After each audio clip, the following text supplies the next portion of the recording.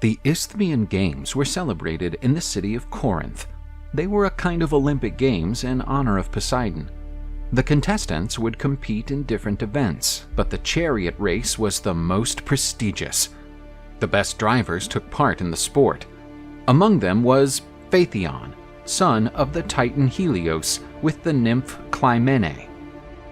In case of victory in the chariot competition, the sun god promised his son to grant him anything he desired. Motivated by his father's promise, Phaethon won the hotly contested chariot race. After his victory, he boasted and said that he was such a good chariot driver that he could even drive his father's sun chariot. Helios was the god responsible for driving the sun chariot, guiding it from dawn to dusk. One of Phaethon's colleagues laughed in his face and said that only Helios could drive the sun chariot. Even his son could not achieve such a feat. Phaethon was furious at the remarks and decided to head to the far east, where the palace of the god Apollo was located. Upon arriving at his father's abode, he went to Helios' throne and told him that he already knew what he wanted as a prize for having won the race. More than anything else, he wanted to drive the sun chariot. Helios was startled by such a request, but there was nothing he could do, for the promise had been made. The goddess Aurora announced the arrival of a new day, and Phaethon was in his father's chariot, with the horses prancing and neighing. Helios advised his son to hold tightly to the reins without ever flinching, as the horses were wild and obeyed only those with a firm hand. Aurora ran ahead of the animals with her torch, and Helios' horses shot after her. Phaethon had trouble restraining them at the start. The task was more difficult than he imagined. During the great climb, Phaethon made a huge effort and used all his skill as a chariot driver to guide the horses properly. By midday, Phaethon had withstood the demanding test of the climb. He was now at the most relaxed part of the journey. The son of Helios felt like a true god contemplating the world from above, and because he was ecstatic, he eased off the reins. Feeling loose, the horses plunged toward the ground. Phaethon couldn't control them, and they were about to crash catastrophically into the earth. When the collision was near, the young man prevented the sun from colliding with the earth. But still, he was flying dangerously low. Everything below was scorched by the sun. Lakes and rivers evaporated, and the sea boiled over where he passed. Noticing that the sea was boiling, Poseidon went to Olympus to demand that Zeus act. Fearing even greater damage, the supreme god decided to strike Phaethon with one of his thunderbolts. The young man didn't even realize what had hit him, and fell from the sun chariot. Phaethon tumbled out of the sky like a shooting star. His dead body fell into the river Eridanus. The frightened horses returned to Helios' palace. Phaethon's remains were collected by the naiad nymphs and buried. Over his tomb, a monument was erected to the audacity of the young man who dared to drive the sun chariot. The journey of Apollo's son left scars on the earth. The region scorched by the sun became infertile and waterless. Today, this region is known as the Sahara Desert. The goddess Hera was looking for her husband Zeus, but she could not find him anywhere on Olympus. She was sure that he was hiding with another one of his mistresses. At the top of Olympus, the goddess saw a black cloud covering the river Inachos, and she strongly believed that her husband was hiding there. Zeus had come down to earth to meet again with his mistress, the princess Io. The young woman noticed that the goddess Hera was approaching and warned Zeus. He, in an impromptu move, decided to turn the girl into a beautiful cow. Pretending not to understand her husband's trick, the goddess asked what he was doing next to the cow, hinting that Zeus's appetites were getting increasingly bizarre. He awkwardly said that he was just admiring the magnificent animal. Hera agreed that that was a very beautiful cow, and so she would want it for herself. Zeus ran out of options and let Hera take the poor cow to Olympus.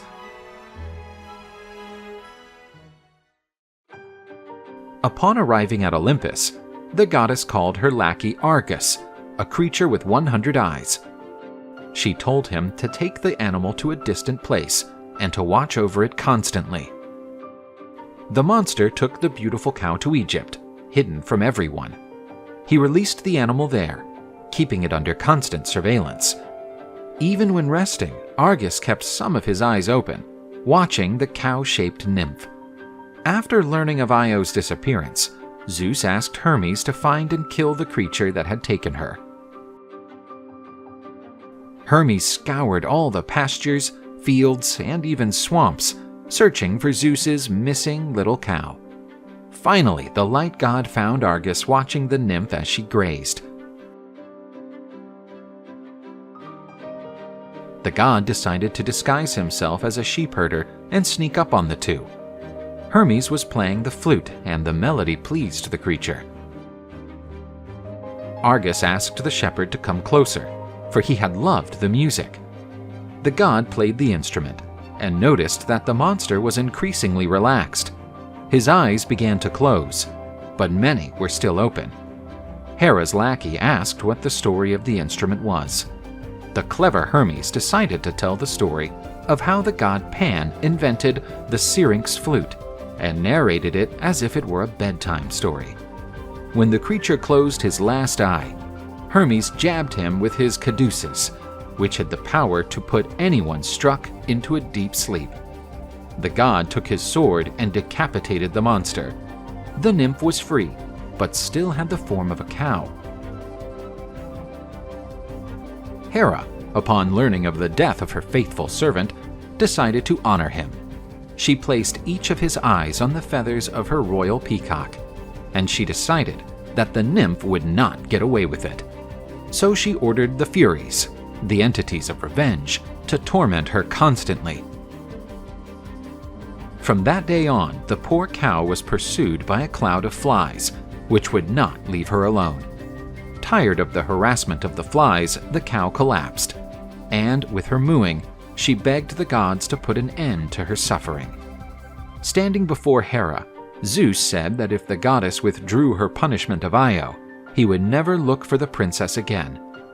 Hera lifted the punishment imposed on the young princess, and Zeus reinstated her old form. The only remaining trace that resembled the little cow was her white skin tone. The Egyptian people, seeing the transformation, began to worship the young girl as a divine figure. The princess got pregnant by Zeus and gave birth to Epiphus. Both reigned in Egypt for many years. Io came to be revered as the goddess Isis, and her son Epiphus as the god Apis, founder of the great city of Memphis. In the kingdom of Phoenicia, King Agenor ordered his son Cadmus to find the whereabouts of his daughter Europa, who had been kidnapped by Zeus. The latter, shaped as a bull, had kidnapped her. The king stated that Cadmus could only return home if he brought his sister with him. Cadmus and his men went around the world, looking for clues to his sister's whereabouts, but found nothing. He went to Greece and sought help from the Oracle of Delphi. The priestess said that his fate was not to return to his father's kingdom with his sister, but to found one of the most famous cities in Greek mythology. Following the priestess's directions, Cadmus went after a cow, and, where the animal would lie down, he would found a new city.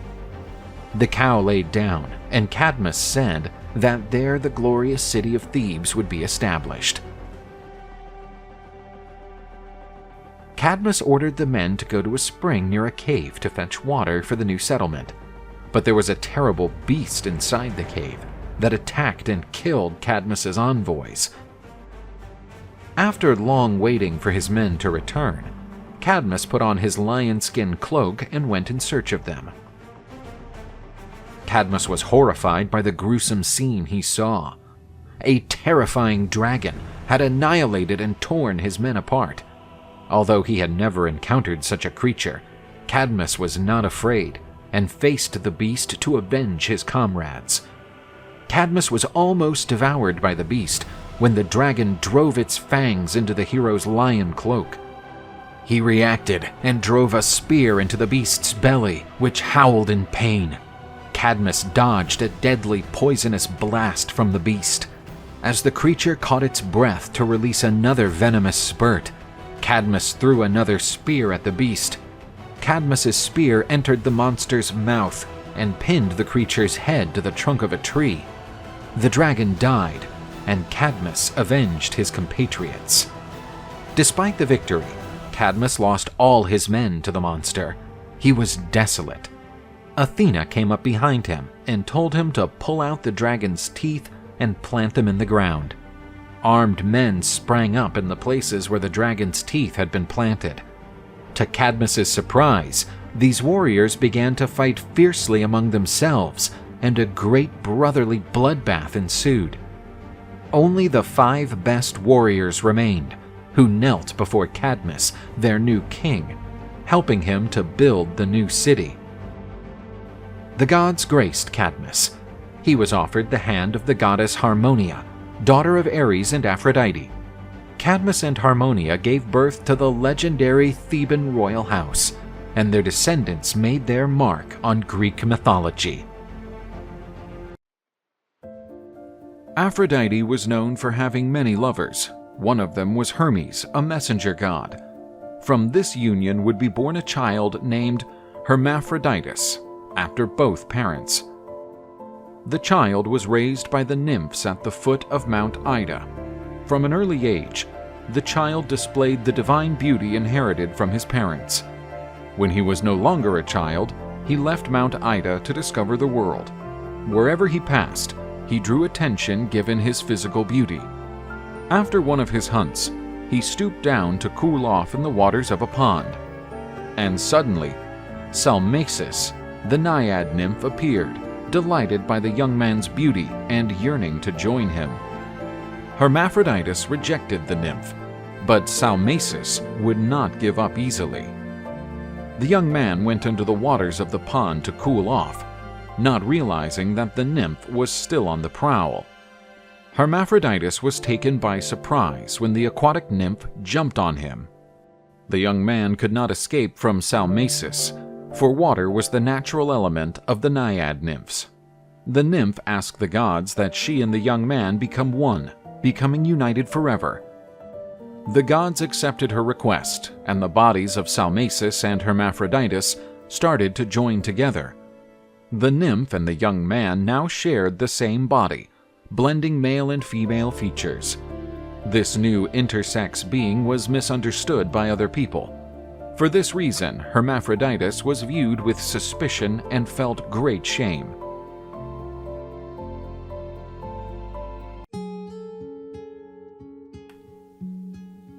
Tithonus was a handsome Trojan prince, brother of King Priam of Troy.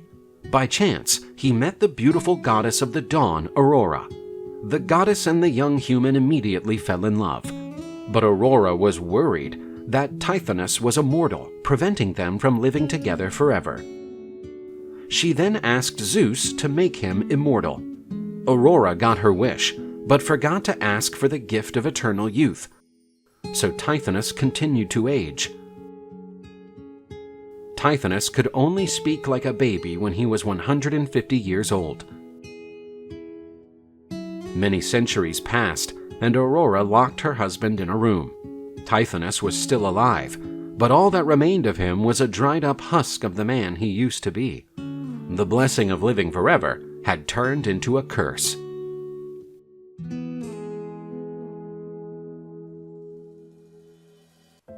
Tyndareus reigned over Sparta and was indebted for his crown to Hercules, who had killed his brother when he had attempted to seize the Spartan throne. The Spartan king then went on to marry a beautiful princess named Leda. She was so gorgeous that she attracted Zeus's interest, and he began to lust for the young queen. Leda was cooling off one day on the shore of a stream as she watched a beautiful swan ballet across the water. The girl was delighted with the creature's loveliness. Suddenly, an eagle plunged its pointed talons into the swan. The beautiful bird evaded the assault, swiftly moving closer to the young queen, who protected him. Leda enjoyed touching the bird's soft feathers and plumes, but the naive princess had no idea that this handsome swan was actually Zeus transformed into a fowl. The great swan-shaped god bonded with the young queen and sowed his divine seed into her. After the bird left, Leda was still overcome with desire and sought out Tyndareus, her husband, with whom she had a night of passionate love. The queen became pregnant, and, to everyone's surprise, she laid 2 eggs. Helen and Pollux, Zeus's children, were born from one of them, and Castor and Clytemnestra, Tyndareus's children, were born from the other. The king made no distinction between the babies and brought them all up as his legitimate children. His offspring would leave their mark on Greek mythology. Clytemnestra would then marry Agamemnon, the greatest of all the Greek kings. Castor and Pollux would become part of Jason's crew that would set out on the adventure in search of the Golden Fleece. Meanwhile, Helen would become the world's most beautiful woman and would be sought after by almost all the Greek kings, and her kidnapping would be the trigger for the start of the Trojan War. Hephaestus, god of forges, had berated his wife Aphrodite after catching her red-handed having an extramarital affair with Ares, the god of war. The god took a long time to recover from such a humiliation. To alleviate his pain, he began to focus exclusively on work. At this time, the Trojan War had broken out, and Athena, goddess of strategic warfare, went to Hephaestus's forge with an order for new weapons and armor. Hephaestus was a magnificent blacksmith, and Athena enjoyed visiting his workshop to watch the making of the weapons that were true works of art. The god of the forges enjoyed the visits of the beautiful and haughty goddess of wisdom, who illuminated Hephaestus's forge with her splendor and lessened the loneliness of the blacksmith deity. Poseidon, god of the seas and Athena's rival, seeing the friendship between the gods, decided to stir up an argument between them. The sea god poked Hephaestus, saying that Athena had an interest in a love affair with the god of the forges. But Athena had no intention of having an affair with anyone, for she had taken a vow of chastity and wished to remain pure for all eternity. Upon hearing this false account, Hephaestus was thrilled. After all, one of the most beautiful goddesses of Olympus wanted to be with him. When the goddess decided to pay another visit, Hephaestus, consumed by lust, tried to seduce her, but Athena rejected him. However, the god was beset by desire and tried to conquer her through force. The god grabbed the virgin goddess, but the deity of war pushed him away. However, Hephaestus had already poured out his divine seed. The goddess disgustingly shoved the god of forges back, throwing him to the ground. Hephaestus's divine seed fell to the earth and was taken up by Gaia, who subsequently gave birth to the fruit of this mishap. The baby's name was Erichthonius, a strange creature with the trunk of a man and the tail of a serpent. Athena adopted Erichthonius as her own son, but the baby was not yet ready to live in the mortal world. So, Athena put him in a basket and gave the child to the princess of Athens, a city consecrated to the goddess after her feud with Poseidon. The goddess told them that they could never peek into the contents of the box, but the princess's curiosity was greater than their caution. They opened the box and found the creature. They became mad and threw themselves from the top of Athens' Acropolis. Athens returned for her son and raised him in the temple dedicated to the goddess. Under the guardianship of the deity of wisdom, Erichthonius became a wise and diligent adult. He was one of the legendary kings of Athens, with a prosperous regency. During his reign, the Greeks learned how to deal with money. Accordingly, the son of Athena went down in history as one of the best rulers of Attica. After returning from a trip to India, Dionysus wandered around the world, teaching men to cultivate vines that had the sweet grapes as their fruit. These were used to produce wine, a drink considered almost divine because of its connection to this god. But while the young god was strolling along the seashore, he was spotted by a band of pirates. When they saw the handsome young man in a purple robe, they had no doubt that he was the son of a king or a wealthy nobleman. The pirates surrounded Dionysus, who offered no resistance, and forced him into the pirate ship. The captain ordered the god to be tied to the main mast, where he was to remain until a large ransom was paid by his family. But to the pirates' surprise, even the most complex and intricate knots untied themselves. The captain ordered Dionysus to sit quietly by the mast under the watch of his men. The old helmsman warned the captain that the slack knots was a divine sign that the young man should be freed, but the captain ignored him. Dionysus had enough and decided to act. The wind ceased, and the sails of the boat became useless. When the sailors put their oars in the water, they turned into thick vines. And miraculously, it began to rain wine to the sailors' astonishment. When the pirates looked at Dionysus, his eyes glowed like fire. Vines spread throughout the ship from the god's body. The god summoned on board a leopard, which let out a terrible roar, terrifying the pirates. In panic, the sailors jumped into the sea. When they touched the waters, they suffered a metamorphosis and turned into dolphins. Dionysus spared the old helmsman, for he proved to be God-fearing. This is the story of how the god of wine transformed a band of pirates into a new species of dolphin.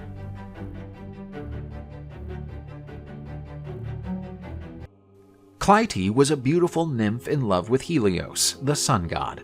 They had a relationship, but the sun god saw nothing special in the nymph and abandoned her. Even after being rejected, Clytie spent her days contemplating her sweetheart as he crossed the skies during the day. She did nothing else and began to wither away after so many days of just following the motion of the sun. The forsaken nymph eventually passed away, but the gods did not allow her, out of love for the sun, to be forgotten. In her final resting place, beautiful yellow flowers appeared.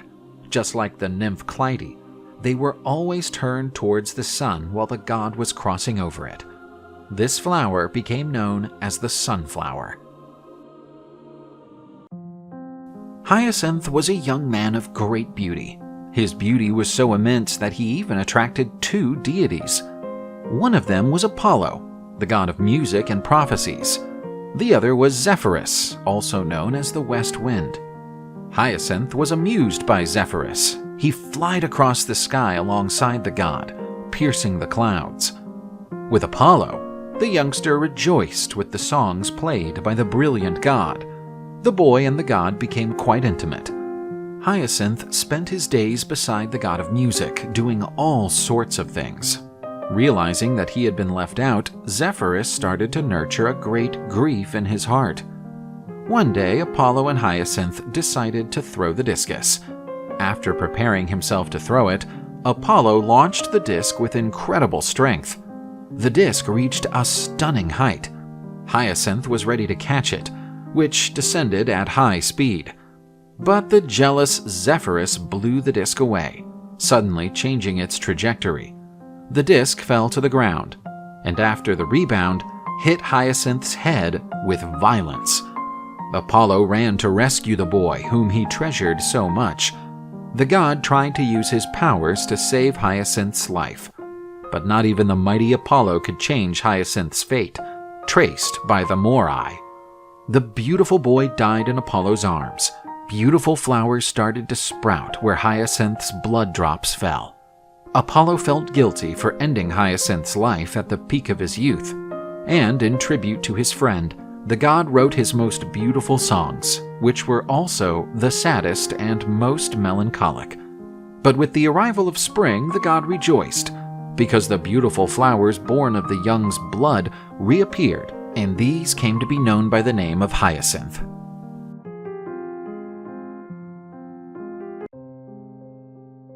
Demeter, the goddess of agriculture, was a deity of great beauty and elegance. Her charm was so strong that she attracted Poseidon, the god of the seas. The goddess rejected the attempts of the sea god, who seemed determined to conquer her. To escape from Poseidon, the goddess took the form of a mare, but the god was the lord of horses and transformed himself into a stallion to pursue the goddess of fertility. Demeter was caught and taken by force. From this unwanted union, 2 offspring were born: the divine winged horse Arion and little Despina. Disgusted at having been raped, Demeter repudiated the child and left to purify herself in the river Ladon, where all sorrows could be forgotten. Poor Despina grew up without her mother's love, and the young goddess's heart was filled with great resentment. Unlike Despina, Persephone, Demeter's daughter with Zeus, was loved and spoiled by her mother. This saddened the neglected daughter enormously.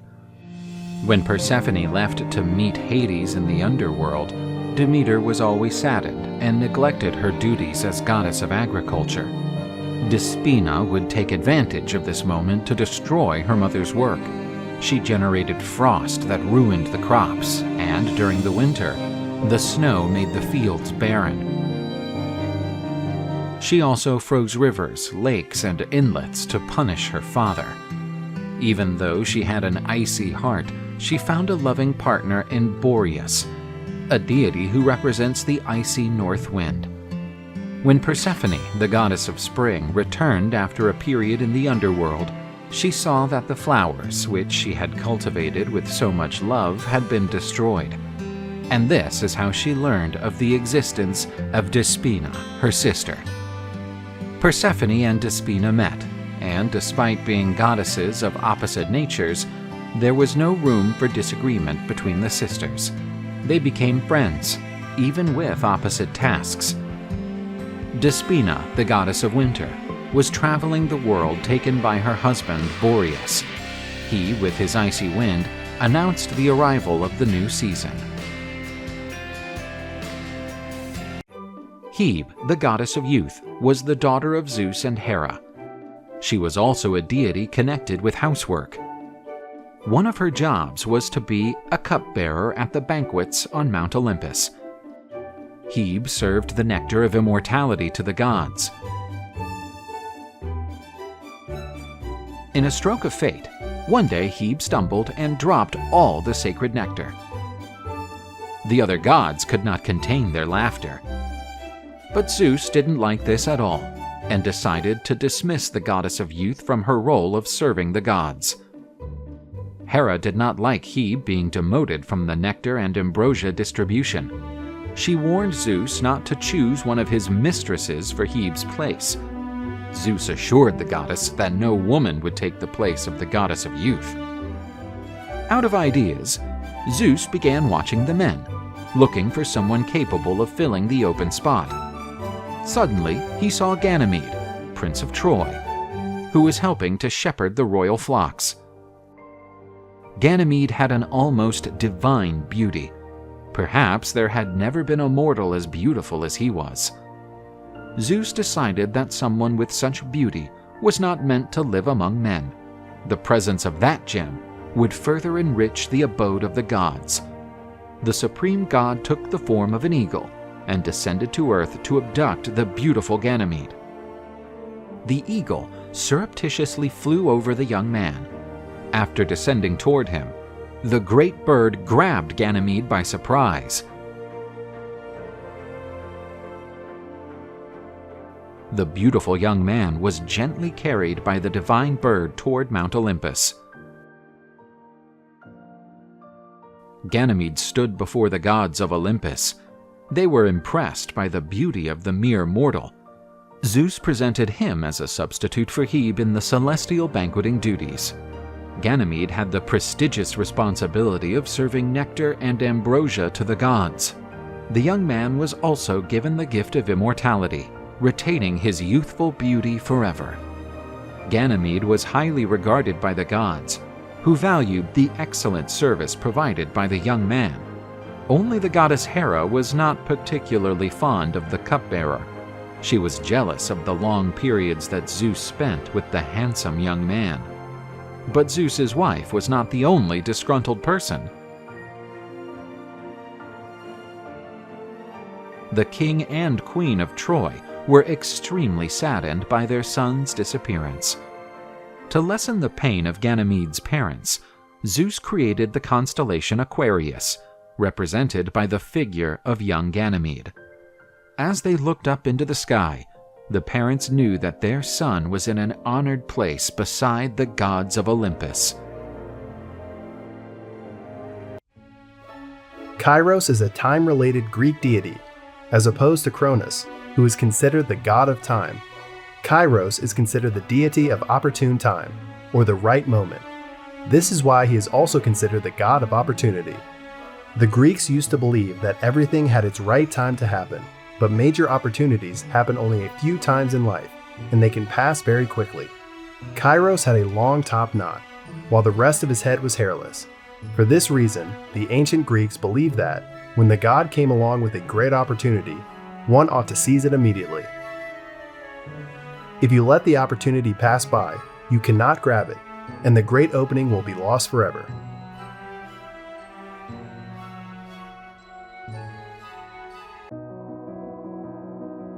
Atalanta is a heroine from Greek mythology, but when she was little, her father wanted to have only male children, and she was abandoned in a forest. The little girl was left at the mercy of the beasts, in a fate that seemed terrible. But surprisingly, she ended up taken in and raised by a bear, along with 2 cubs.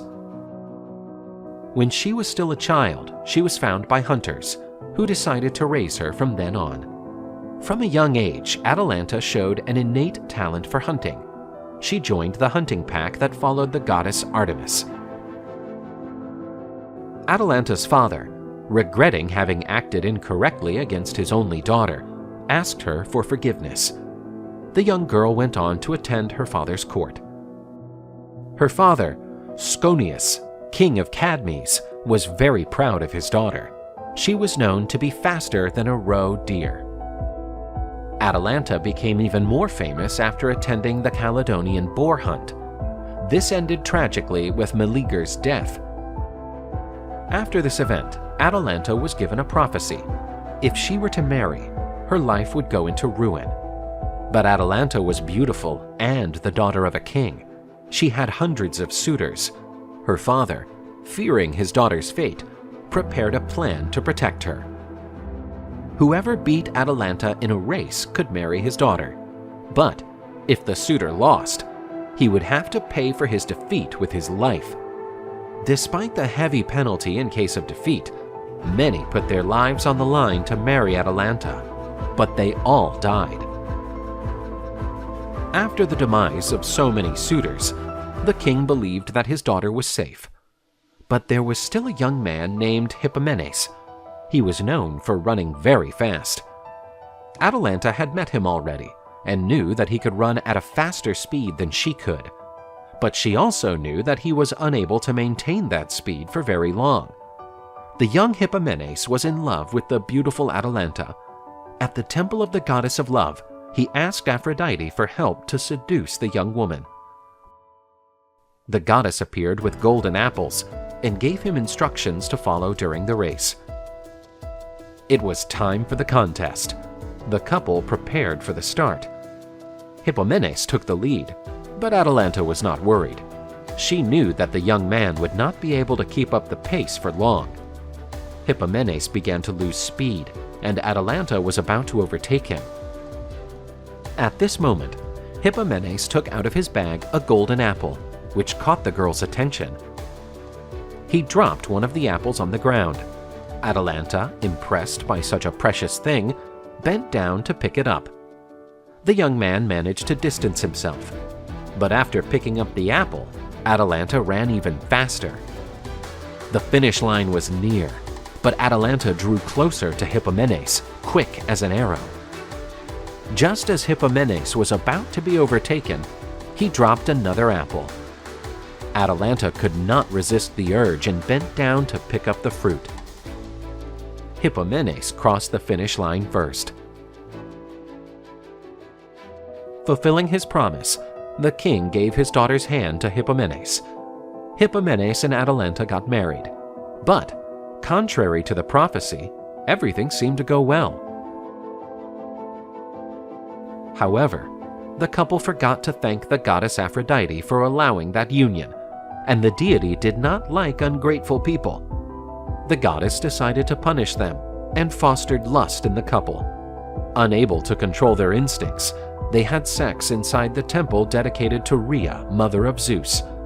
Furious at such a lack of respect, Rhea, the powerful Titan, turned the beautiful couple into lions. As punishment, Atalanta and Hippomenes were destined to pull the glorious chariot of Rhea, the glorious mother of the Olympian gods.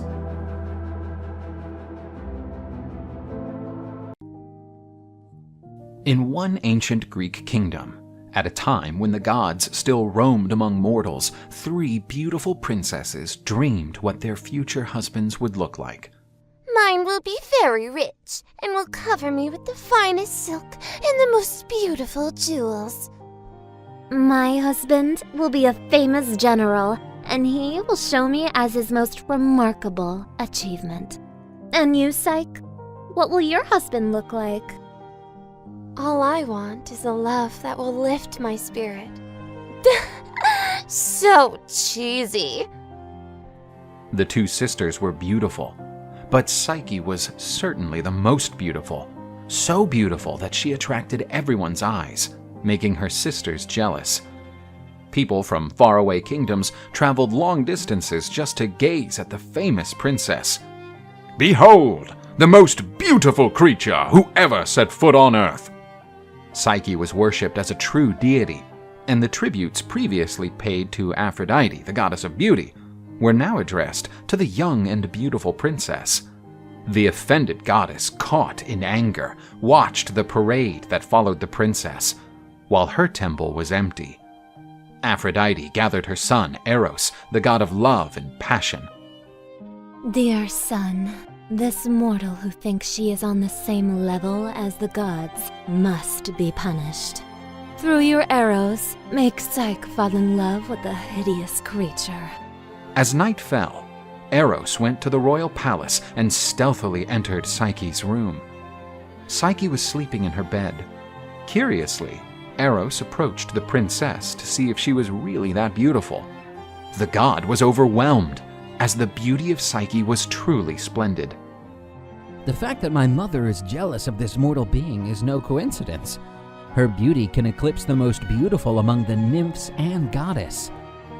In an unexpected turn of events, Psyche turned in her sleep, and this movement disoriented Eros, who accidentally wounded himself with his own weapon. The wounded god instantly fell in love with the young and beautiful mortal, and because of his love, Eros failed to accomplish the mission that would have caused harm to Psyche. Psyche carried on her life normally and did not even suspect what had happened. But there was something strange going on. Time passed, and although she was the most beautiful and most beloved, Psyche was still single, while her sisters had several suitors. Psyche, you have always been adored by everyone, but you are still single, while our sister and I are already happily married to the noblest of men. Don't worry, daughter of mine. Your beauty may be overwhelming to some men, but soon a suitor worthy of your heart will appear. But the king was indeed very much worried about his daughter's situation. The king was unaware that the lack of suitors was because Eros refused to awaken the love for Psyche in any man, since he was in love with the girl. He went to the Oracle of Delphi in his quest for answers. Inside, through a pythoness, the god Apollo pronounced himself. Your daughter will marry a perverse, winged being who is delighted to wound mortals and gods.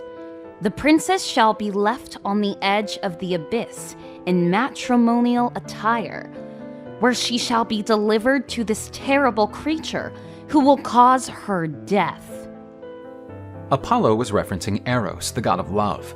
The solar god harbored a great resentment for Eros, since he had made the god of music have non-requited loves. The king left the temple in tears, as he was resistant to the idea of losing his favorite daughter. But the envious sisters of Psyche insisted that he was to obey the orientations of the oracle. You must sacrifice Psyche, or you will draw the ire of the gods, and woe to our kingdom! The king then revealed the sorrowful fate of his daughter. My beloved daughter, by the will of the gods we will deliver you to a terrible fate. Your beauty has become a curse. The princess was led into the abyss by a bridal procession, which resembled a funeral procession.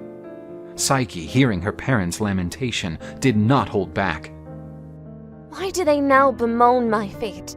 A short while ago they rejoiced, proudly, to see me being adored like a goddess, while they knew the sacrilege that was being perpetuated. Now carry me up the cliff, and let me meet my dismal fate. Psyche was abandoned on the edge of the abyss, in expectation of her terrible husband. A breeze started to lift Psyche towards the sky. This wind was the god Zephyr, also known as the West Wind. The princess levitated in the sky towards her destiny. After being swept away by Zephyr, Psyche awoke in an idyllic place. Flowers spread everywhere, and a delicious scent perspired the air. A beautiful palace featuring the whitest marble stood out in the landscape. Psyche climbed the stairs that led to the entrance of the palace, bewildered by all the wealth that surrounded her. The place was made of striking luxury, where there was no shortage of adornments covered in gold and silver. As she entered the palace, she heard a soft voice, but could not tell where it came from. My lady, everything you see now belongs to you, and we are at your disposal to assist you in anything you wish. There was no one around her, but the young woman understood that these were invisible servants.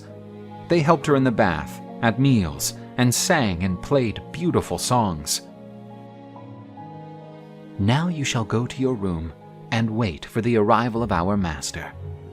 And what is your master like? They say he's a monster. Some have mentioned him that way, but in fact he's not evil, just volatile. Already in her room, Psyche, distressed, was waiting for her fate. The cloak of Nyx, the goddess of the night, had already fully clothed the skies.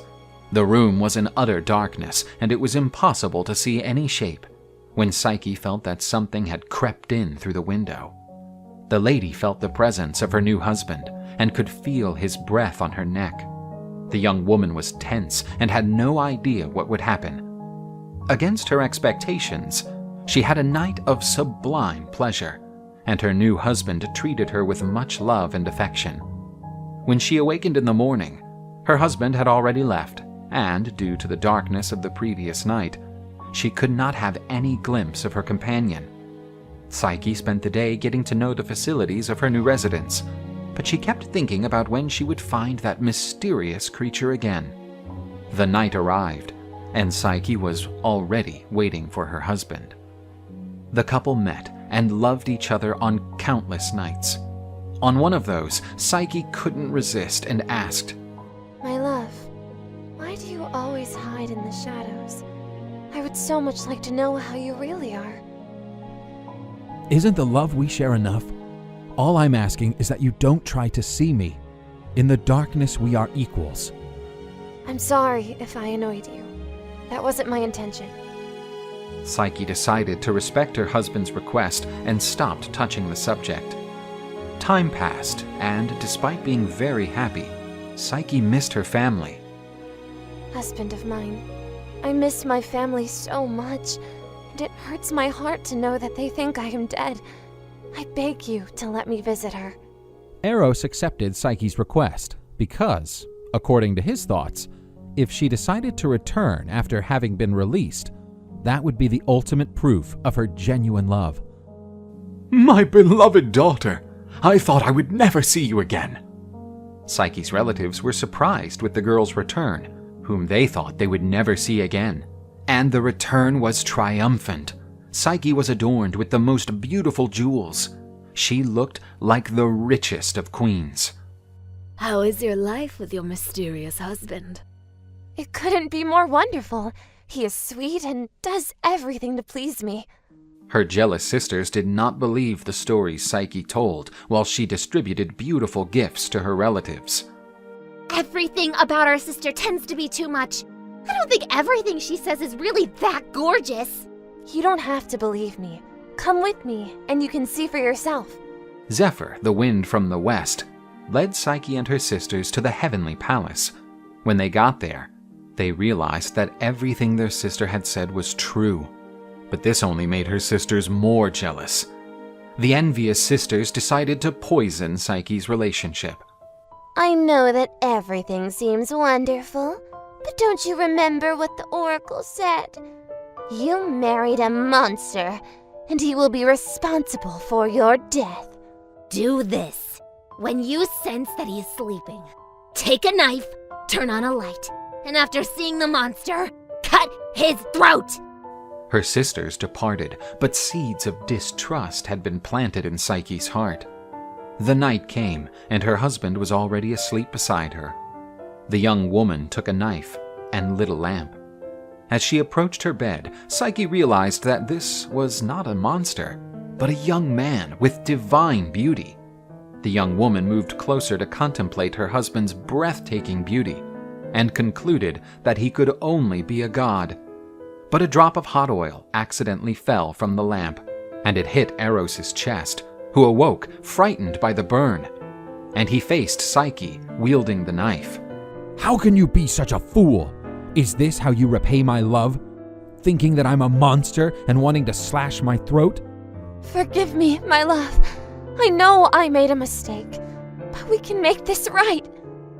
I only asked you one thing, and you couldn't do it. And so you'll never see me again. Eros flew out the window. Psyche jumped after him but couldn't reach him, and hit the ground. The fall injuries were light, but her heart was utterly broken. When they heard that Psyche had returned, her sisters ran to the cliff, hoping that they would be blown away by the west wind. Zephyr began to blow, and the sisters threw themselves into his arms. But he did not seize them, letting them fall from the cliff. The poor Psyche began to help with the tasks of the goddess Demeter's temple.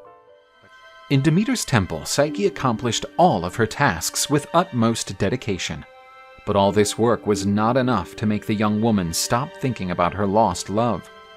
The goddess Demeter showed her pity for the poor girl and decided to help her.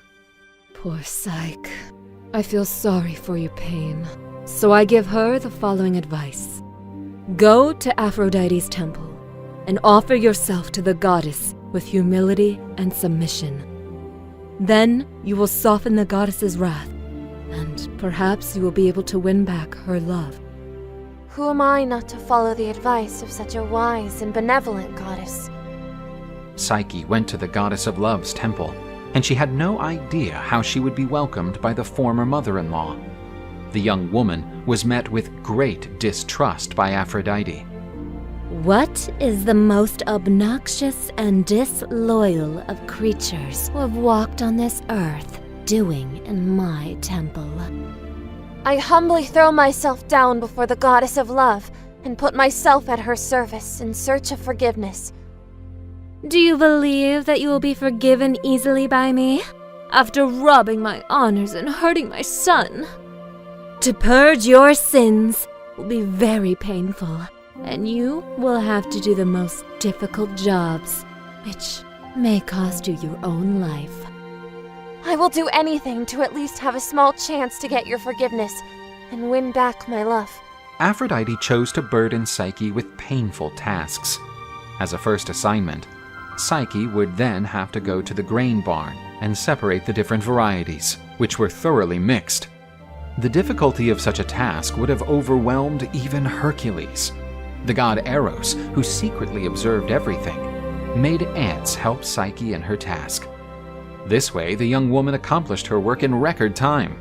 Aphrodite was angered to see the work accomplished so quickly. I don't know how you managed to accomplish this task so easily, but the next one won't be so straightforward. Psyche was supposed to bring Aphrodite a good handful of golden wool from dangerous sheep. These were no ordinary animals, since, besides having the golden wool, they were also enthusiasts of human flesh. The sheep passed through a narrow trail between thorny plants, and part of their wool ended up sticking to the thorns. Psyche collected the wool that was left between the thorns and presented the golden threads to the goddess. Well done. But do not think it's over. The goddess of beauty then demanded that the young woman bring her a jug of water from the source of the Styx River, which is located on top of a mountain.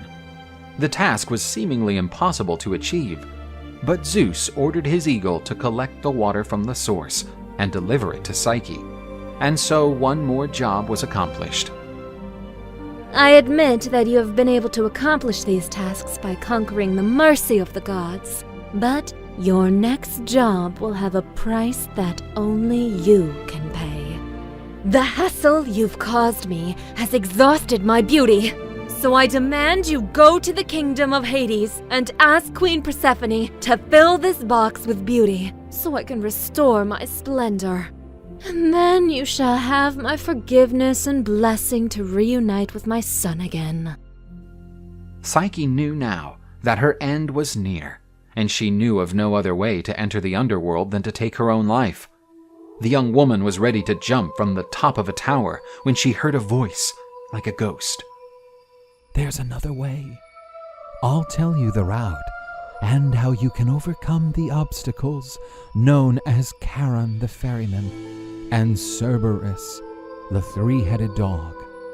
But when you come back, don't ever open the box in any situation. Following the guidance of the mysterious voice, she found a cave that would take her to the underworld. After a lengthy descent, she reached the banks of the Acheron River, and there she met Charon. I serve the goddess Aphrodite and have an audience with Queen Persephone, who awaits me. She gave 2 coins to the boatman Charon as payment. So she crossed the River of Souls toward the domains of Hades. Psyche introduced herself to the king and queen of the underworld, Hades and Persephone. What does a mortal do in our domains? I'm here at the service of Aphrodite, who asks you to fill this box with some of your beauty so that she can restore hers. Persephone gave the box back to her, which was now much heavier, and Psyche set out on her way out of the underworld. Psyche came across Cerberus, preventing her passage.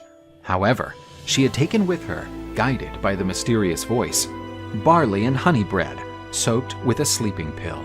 She offered it to the dog, who fell asleep, and so Psyche proceeded to the surface. As the boatman made his return trip, the young woman saw her own reflection in the waters, and she noticed how all this work had made her look tired. Psyche started the ascent to the surface, and she would soon finish her last mission. This box is nearly overflowing with beauty. It won't hurt me to take just a little bit for myself. And like this, when I find my love again, I will be beautiful and glowing for him. Psyche opened the box, and out of it came a black mist. As she absorbed the mist, Psyche started to faint, and life began to leave her body. Eros felt that something had happened to his love and went to rescue her. When he found Psyche, she was cold as a cadaver. Thanatos, the embodiment of death, was already beside the girl's body. Using his powers, Eros lifted the mortal mist from her beloved's body and put it back in the box.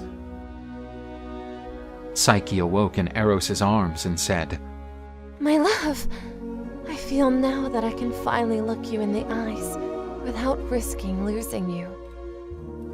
Then the couple kissed passionately. Eros instructed Psyche to finish her work, handing the box to Aphrodite. In the meantime, the god of love flew to Mount Olympus, where he begged Zeus to convince Aphrodite to allow the couple to bond. Eros led Psyche to Mount Olympus, All the gods were waiting for her there. And from the hands of Zeus himself, and with Aphrodite's blessing, she received the nectar and ambrosia, divine foods that bestowed immortality. Psyche, her path was thorny, but ultimately you managed to complete your quest. Now you are immortal and free from the obstacles created by men's ignorance. And the bond that binds you and your husband will never be breached, and this love will persist for all eternity. From the union of Eros and Psyche was born Hedon, the deity of pleasure, and the love of the couple lasted forever.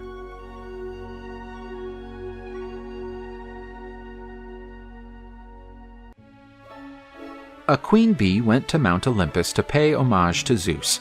As an offering, she brought honeycombs of exceptional quality. Zeus was pleased with the bee for that fantastic offering, and said he would grant her one wish. The bee stated that her honey was very coveted, and she wished for a weapon to take revenge on the thieves. Zeus gave the bees their painful sting. But first, the god warned the bee. After using the stinger, she would die.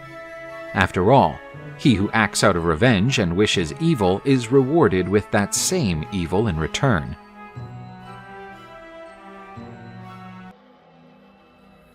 Lamia is a chimeric creature from Greek mythology. The figure of the serpent-tailed woman instilled fear in ancient times. She was known to attack and devour children who crossed her path. But Lamia may not always have been like this. She had once been a beautiful queen, daughter of Poseidon, reigning over the Libyan region. Her beauty was such that she attracted Zeus's attention, the supreme god of Olympus, and she became Zeus's lover. With the god, the queen had several children, which aroused the fury of the goddess Hera, wife of Zeus. The goddess ruthlessly took revenge on the beautiful queen. Hera killed all of Lamia's children. In some versions, the goddess caused the mother herself to devour her children, and was then terribly cursed. The young girl was transformed into a creature half woman, half serpent, that fed on children and young people.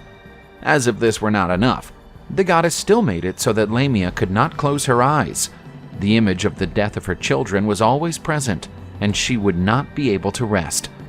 But Zeus, feeling sorry for the cursed creature, allowed her to remove her eyes so she could finally sleep for a while.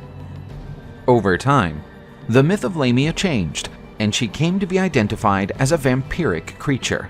Through seduction, Lamia would lure young men to her bed to feed on their blood. Medieval folklore turned Lamia into a kind of boogie woman.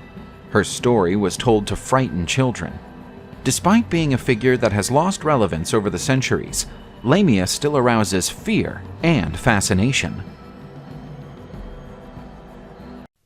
Niobe was the powerful queen of Thebes, married to Amphion, son of Zeus, and an amazing musician. She was the daughter of Tantalus, a man who dared to serve human flesh to the gods. His offspring was cursed, and Niobe would meet a terrible fate. Niobe had 7 children. They were so strong, athletic, and beautiful that they looked like the children of Ares and Aphrodite. The queen also had 7 beautiful daughters, who delighted those who looked at them, resembling true nymphs. Niobe was enormously proud of her children. This immoderate feeling was the reason for her ruin. One day, a priestess from Apollo's temple asked the people to participate in a sacrificial ceremony to honor the goddess Leto, mothers of the gods Apollo and Artemis. The proud queen did the unthinkable. She interrupted the priestess and said that, if the goal was to worship and honor someone, then she should be the focus, and not the goddess Leto. She boasted that she was queen of one of Greece's most important kingdoms. On the contrary, Leto was a wandering deity, who only found shelter on the island of Delos thanks to the mercy of the gods. While Leto had only 2 children, Apollo and Artemis, the queen had given birth to 14, all so splendid that, according to Niobe, they could live on Olympus among the gods. She told them to forget about Leto and focus all their tributes on the Queen of Thebes. Far away from there, Leto was consoled by Artemis after suffering the enormous humiliation. But her children would not allow such an outrage against the gods to go unpunished. Apollo and Artemis's revenge would be relentless. Using his divine bow, Apollo initiated the payback.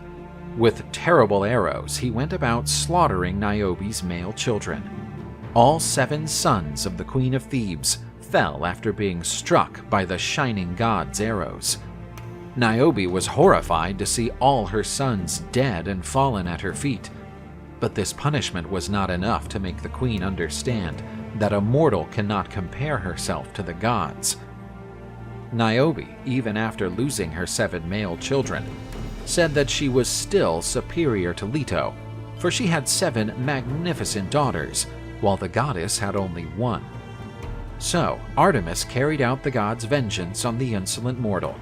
With sharp blows, she slaughtered Niobe's 7 daughters. The proud queen lost the 14 children of whom she was so proud. Her arrogance brought her on par with the gods. It was said that Niobe was turned into a rock, and that even in this mineral form, the queen continued to shed tears down the stone. Momus is the personification of satire in Greek mythology, and was also the son of Nyx. He was known for his sharp tongue, uttering the harshest critiques and mockery. One day, Momus was invited to judge the works of the gods.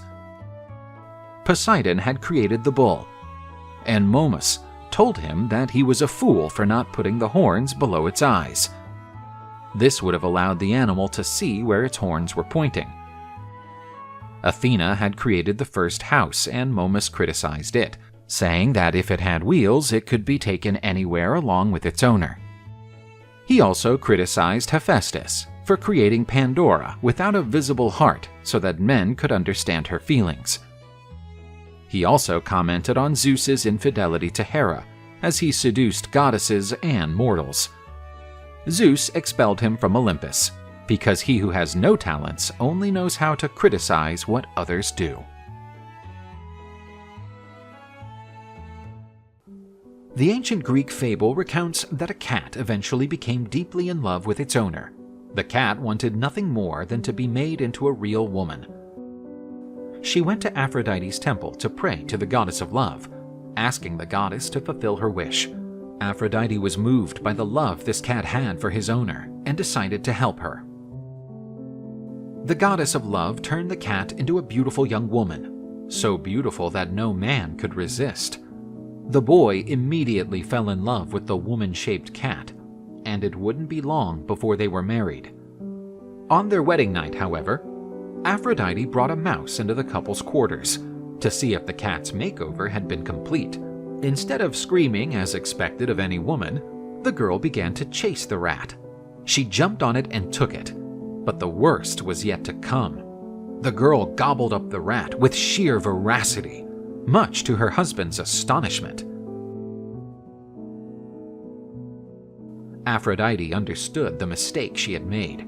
Some people may change their appearance, but they don't lose their old habits.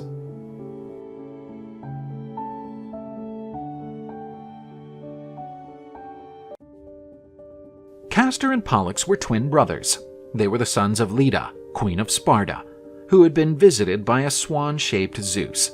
She gave birth to both brothers. Pollux was the son of Zeus and was born immortal. Castor was the son of King Tyndareus of Sparta. Castor became an accomplished horse driver, while his brother was an outstanding boxer. The twins were inseparable and took part in many adventures. The most famous include the hunt of the Caledonian boar, the rescue of Helen from Theseus's hands, and they were also Argonauts. It was there that they became friends with the brothers Lynceus and Idas, two famous heroes of that time. But these pairs of brothers became rivals due to an unresolved dispute. The animosities between them increased when Castor and Pollux kidnapped the rivals' sisters. Castor ended up mortally wounded by Idas, who was trying to rescue his sisters. He agonized in Pollux' arms, who was heartbroken to realize that his brother's life was fading away. Pollux pleaded with his divine father for help, and Zeus went to meet him. He asked the supreme god to bring his beloved brother back to life, but Zeus said that was impossible. Castor was a mere mortal, and his spirit belonged to Hades. Pollux said he would give his own life so that he could be by his brother's side, but this was also unfeasible, for he was immortal. Zeus and Pollux found a solution so that the brothers would not be separated. Castor and Pollux would spend half the year together in the kingdom of Hades, and the other half among the immortal gods. In the heavens, the sky gods honored the brave and inseparable brothers through the constellation of Gemini.